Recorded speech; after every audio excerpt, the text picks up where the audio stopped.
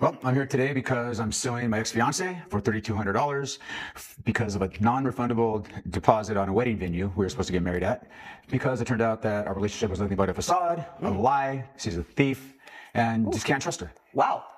Those are some very weighty allegations there. Just the truth. Just the truth. Okay, well, I'll be the judge of that, actually. But here's where we're going to start. Talk to me about why y'all are not married specifically. I met her a year ago, and I had been widowed for a couple of years. I'm sorry about your loss, by the way. Go ahead. Yeah, it's tough. Yeah. But when I met her, my wife, my late wife, Yes. had always wanted me to move on. Sure. Because she knew she had cancer at the time. Oh. She wanted me to move on, find somebody else, but it wasn't easy. But when I met Desi, she was like a breath of fresh air. She was fun, outgoing. I see why. She looks, she's very kind of radiant. There's something a little exuberant about her. Okay, I see Pretty that. and smart. I thought she was smart. I thought she was trustworthy. So when we started hanging out, we talked about what we wanted out of life and what I wanted out of the rest of my life. Yes. And for me, it was planning for the future. It was having a home cooked meal because I eat out so much, being alone, and also to try to save money up for the future. Now, how long did you and Desi here date before you proposed? Well, when we first started dating, she made it very clear that I needed to put a ring on it within 6 months. And then we planned the wedding for the end of the year. Great. The deposit went in, but it was non-refundable if you were within 60 days of the wedding date, 45 days before our wedding date. I came home, which I never do, in the middle of the day on a Wednesday, and I found a bunch of people in my house. I thought they were rummaging through stuff. Turned out they were cleaning, which is what she was supposed to be doing.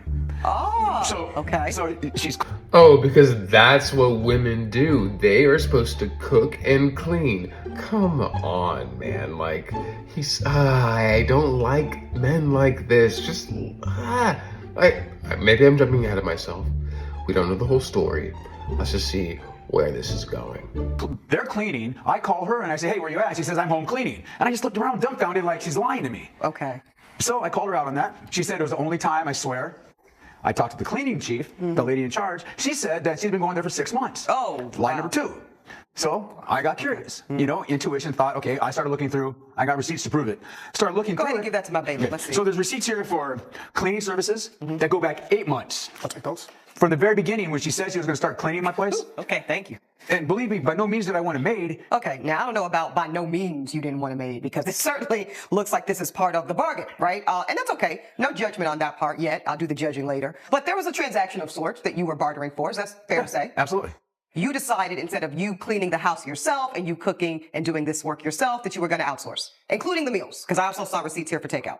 Yeah, well, Your Honor, I understood that Arthur wanted, in exchange for providing for a family, he wanted his house to be taken care of. I have no problem with that. We agreed on that. Right. I would be responsible to keep the house in order and to keep food on the table, prepare for him when he came home. That's exactly what I did. His house it was a big job, and I couldn't do it by myself. So yes, I needed to call in some help. Now, you're acknowledging that he held up his end of the bargain for providing. Yes.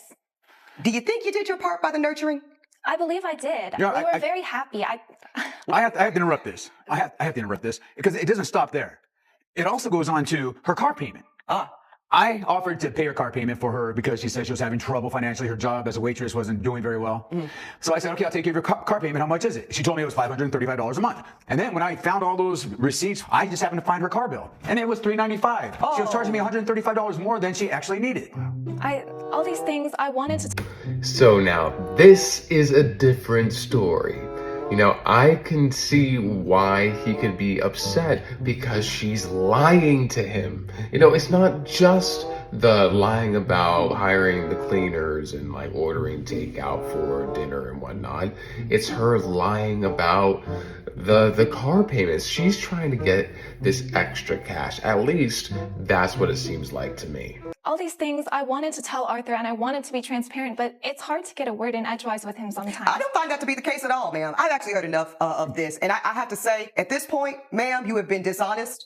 As a result, I'm going to find in favor of the plaintiff to the tune of $3,200. That is my ruling.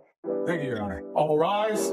Yep, you know what? I totally agree with this judgment. At first, I thought that maybe he was gonna be a misogynist or something like that, but no, he was just really upset that he was being lied to, which is totally valid. What do you guys think about the judgment? Do you think it was too much, too little, or just right? I would love to know your thoughts. Let me know.